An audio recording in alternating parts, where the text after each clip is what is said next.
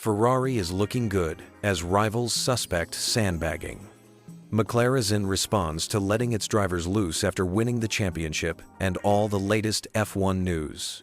What if I told you that one of Formula One's greatest champions just proved that switching teams at nearly 40 years old isn't career suicide but career resurrection? Because Lewis Hamilton's performance in Baku just sent shockwaves through the paddock that nobody saw coming. Picture this scene from the Azerbaijan Grand Prix practice sessions. The seven-time world champion, wearing Ferrari red for the first time at this street circuit, absolutely demolished the competition. Not just beat them, not just edged them out, but dominated with a lap time that left everyone scratching their heads. His teammate Charles Leclerc, no slouch behind the wheel, found himself second place and still couldn't match Hamilton's blistering pace. George Russell in the Mercedes was left nearly half a second behind, looking at taillights that used to belong to his own team. But here's where this story gets really interesting. This wasn't supposed to happen. When Hamilton announced his shocking move from Mercedes to Ferrari, critics everywhere questioned whether the veteran driver could adapt to a completely different machine. They wondered if his best days were behind him. They speculated about whether Ferrari's notorious internal politics would derail another championship campaign.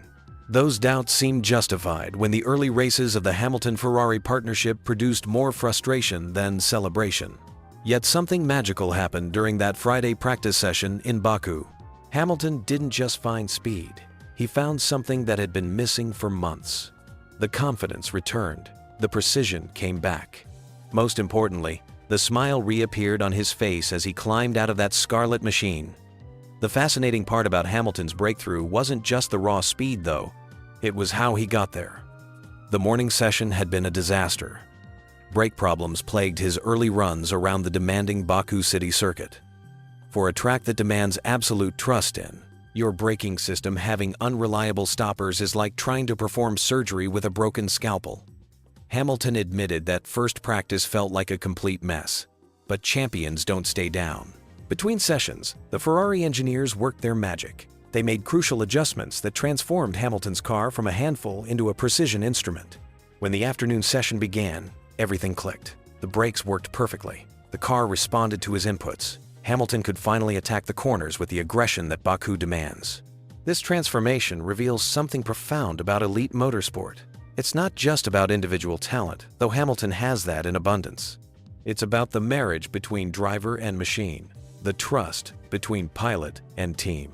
For months, Hamilton had been learning to speak Ferrari's language, while Ferrari learned to understand Hamilton's needs. That Friday in Baku marked the moment when both sides finally started communicating fluently. Hamilton's emotional response after the session tells the real story here. This is a man who has won championships, conquered the sport's biggest stages, and achieved everything imaginable in Formula One. Yet his gratitude toward his new Ferrari family was genuine and touching. He thanked them for their patience as he adapted to driving their car at circuits he'd never experienced in Ferrari colors. He praised their support during difficult weekends when results didn't match expectations. Most revealing was his acknowledgement of the Tifosi, Ferrari's passionate fan base. Hamilton spoke about drawing energy from their unwavering support, even during challenging times. For a driver who spent years as the face of Mercedes' dominance, embracing Ferrari's emotional intensity represents a significant cultural shift. The fact that he's not just accepting it, but thriving on it, suggests this partnership has deeper potential than anyone realized. The championship mathematics tell their own story. Hamilton sits 46 points behind teammate Leclerc in the standings, a gap that reflects the adjustment period he's endured. But championships aren't won in April or May. They're claimed during the intense summer months and decided in the final races of the season. Hamilton's Baku performance suggests he's hitting peak form exactly when it matters most. What makes this development even more intriguing is the psychological impact on the entire grid. Seeing Hamilton return to his dominant best in Ferrari colors sends a clear message to every other driver and team. The old lion isn't ready to step aside. The seven-time champion still has the hunger and skill to fight for another title.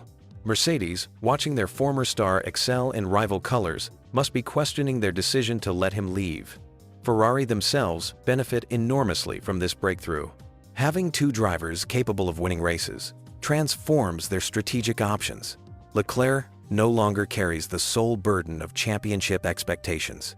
The team can play more aggressive tactical games when both cars are genuinely competitive. Opposition teams now face the nightmare scenario of defending against two Ferrari threats instead of just one. Hamilton's journey from Mercedes to Ferrari represents more than a simple team change. It symbolizes reinvention at the highest level, proof that experience and adaptability can overcome youth and familiarity. His Baku performance doesn't guarantee championship success, but it certainly announces that the Hamilton-Ferrari combination has finally found its rhythm. As the season progresses toward its climactic conclusion, Hamilton's message to his Ferrari family resonates with profound significance. This isn't just about one good practice session or temporary speed. This is about a legendary driver and an iconic team discovering they're capable of achieving greatness together. The rest of the grid should be very, very worried. The Azerbaijan Grand Prix just served us another heart-stopping moment, and this time Oscar Piastri found himself in the steward's room facing questions about a yellow flag violation. But here's the twist that nobody saw coming. The incident reveals just how razor-thin the margins are in modern Formula One and why even championship contenders can find themselves walking a regulatory tightrope. Picture this: you're Oscar Piastri, fighting for a world championship, pushing your McLaren to its absolute limits around one of the most unforgiving circuits on the calendar. Baku's walls are legendary for claiming victims, and during Friday's practice sessions, those concrete barriers were busy collecting their usual tribute from drivers. Then suddenly, you find yourself summoned to the stewards for something that happened in a split second. What actually happened during that infamous moment at 16:33 local time? The story unfolds like a perfect example of how complex modern racing regulations have become.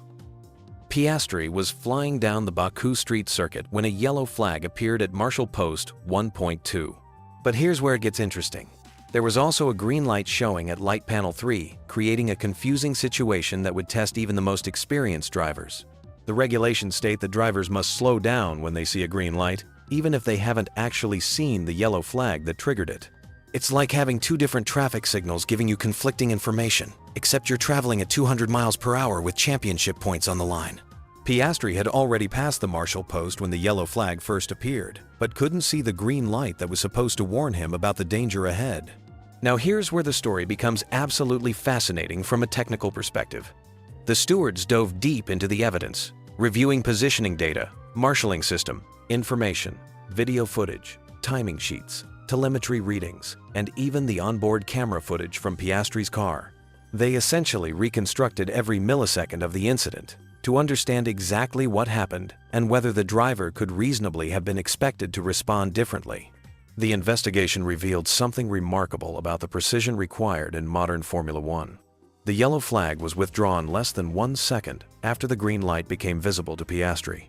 We're talking about a time frame shorter than a human blink, where a championship contender is expected to process information, make decisions, and execute the correct response while managing an incredibly complex racing car at extreme speeds. This incident perfectly illustrates why Baku is considered one of the sport's most challenging venues. The narrow street circuit lined with concrete walls creates a unique environment where even practice sessions become exercises in precision and risk management.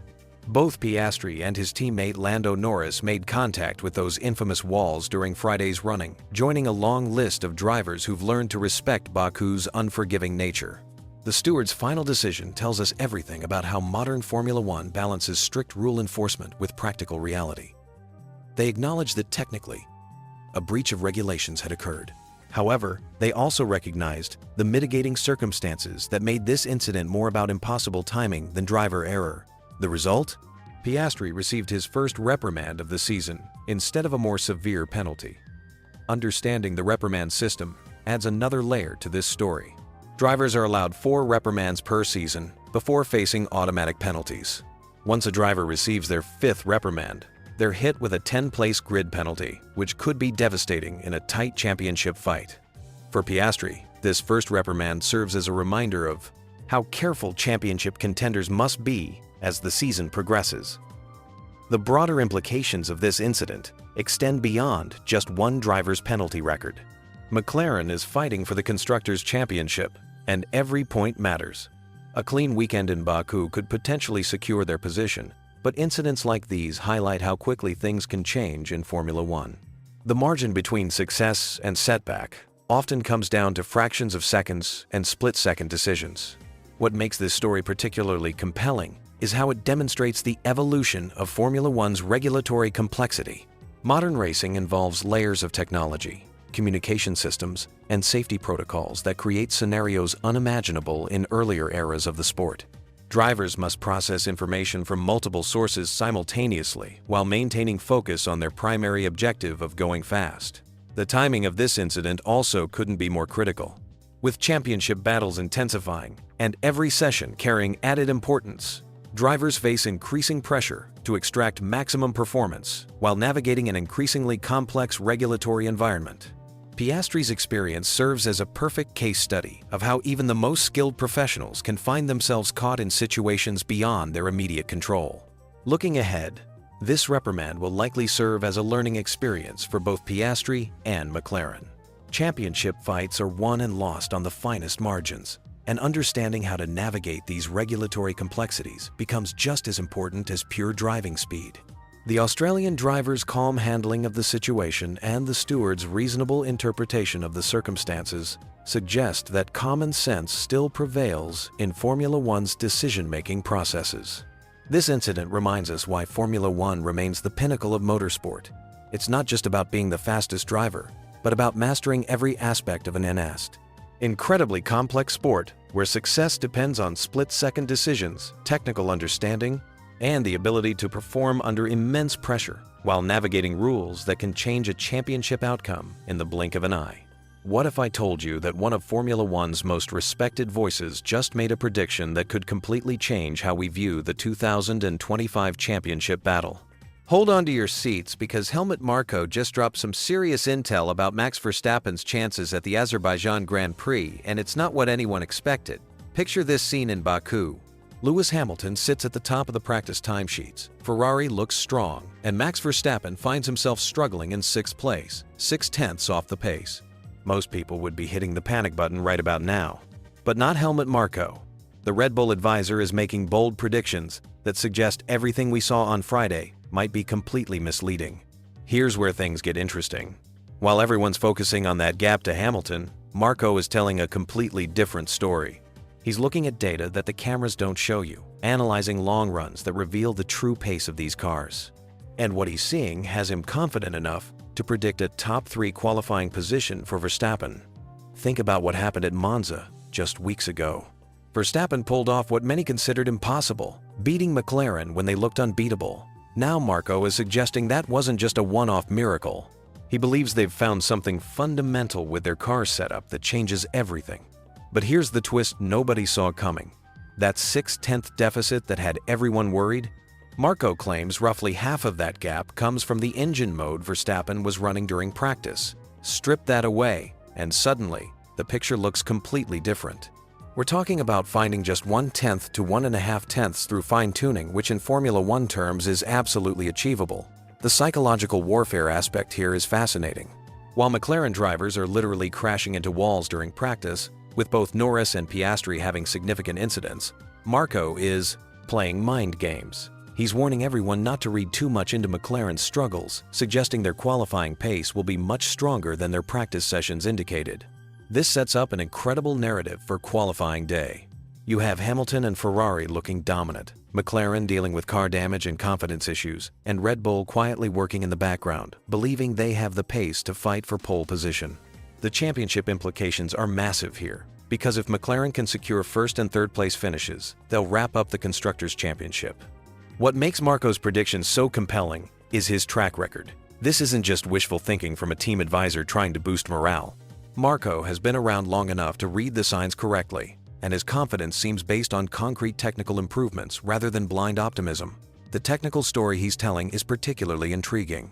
He mentions that their car now has a wider operating window, making it easier to set up for different track conditions. In Formula One, this is gold. When you can extract performance across various scenarios without having to hit a narrow sweet spot, you become dangerous at every circuit. But let's dig deeper into what this really means for the championship fight. Verstappen's victory at Monza wasn't just about one brilliant drive, it potentially signaled a fundamental shift in Red Bull's competitiveness. If Marco is right about their car improvements, we could be looking at a completely different dynamic for the remaining races. The timing couldn't be more crucial. With McLaren on the verge of securing the constructors' title and their drivers still fighting for individual glory, Red Bull inserting themselves back into victory contention creates chaos in the best possible way.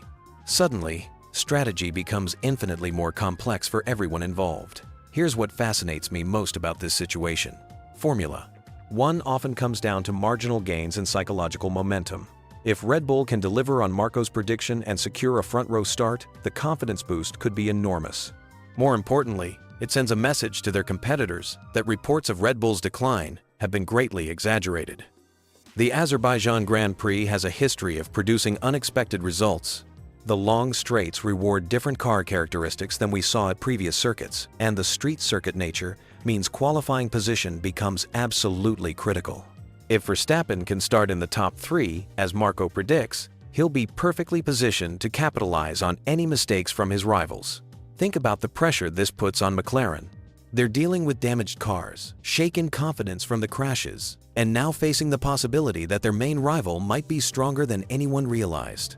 This is exactly the kind of situation where championships can shift dramatically in just one weekend. So, as we head into qualifying, remember Marco's words. Sometimes the most dangerous competitor is the one everyone thinks is down and out.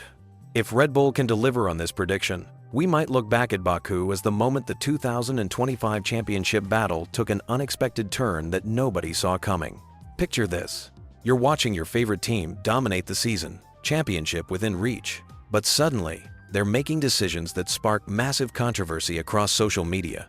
Welcome to McLaren's world right now, where managing 2 championship-contending drivers has become Formula One's hottest debate.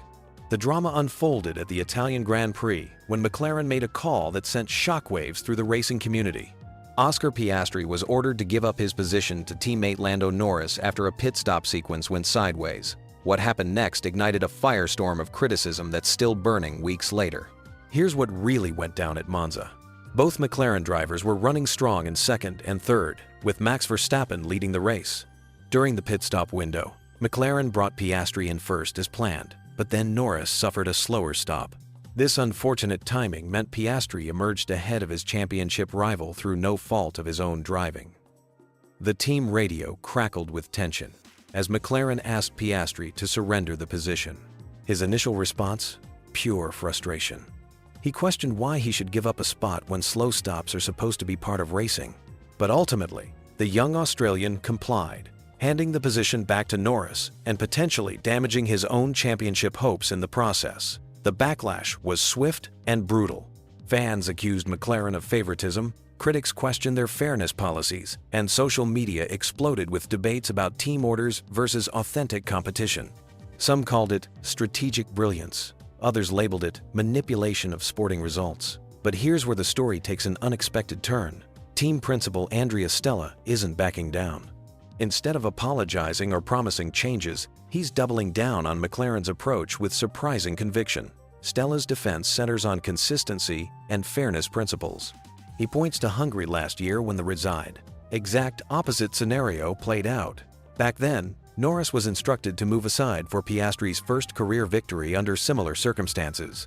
The team applied the same logic then that they used at Monza, suggesting their decision-making follows established protocols rather than favoritism. The McLaren boss emphasizes that their pit stop sequence philosophy remains unchanged.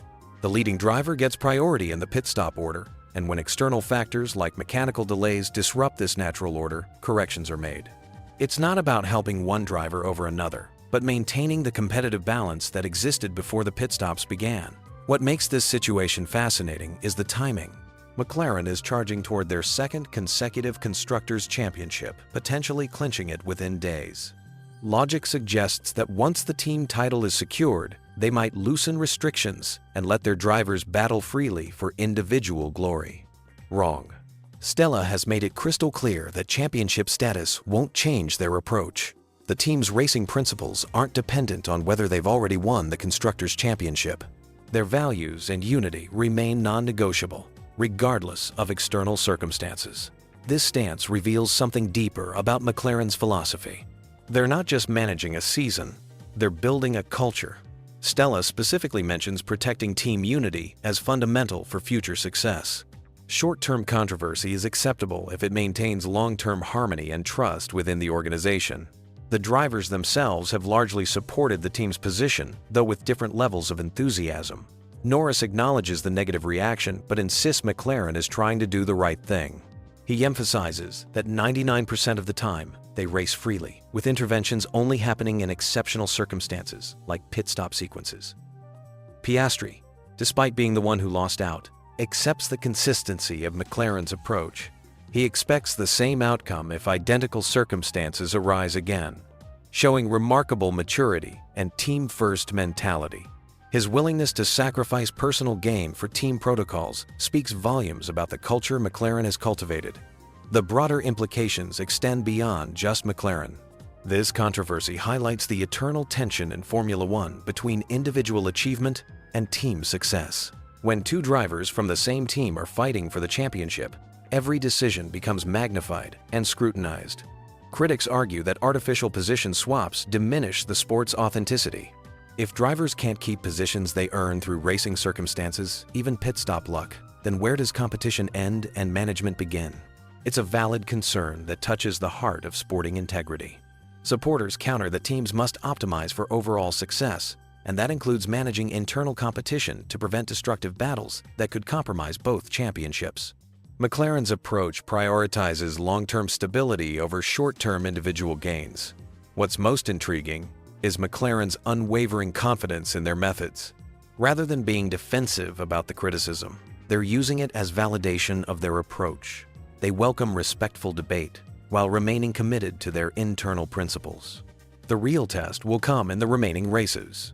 With championship pressure mounting and McLaren refusing to change their management style, every on-track incident between Norris and Piastri will be analyzed through this lens.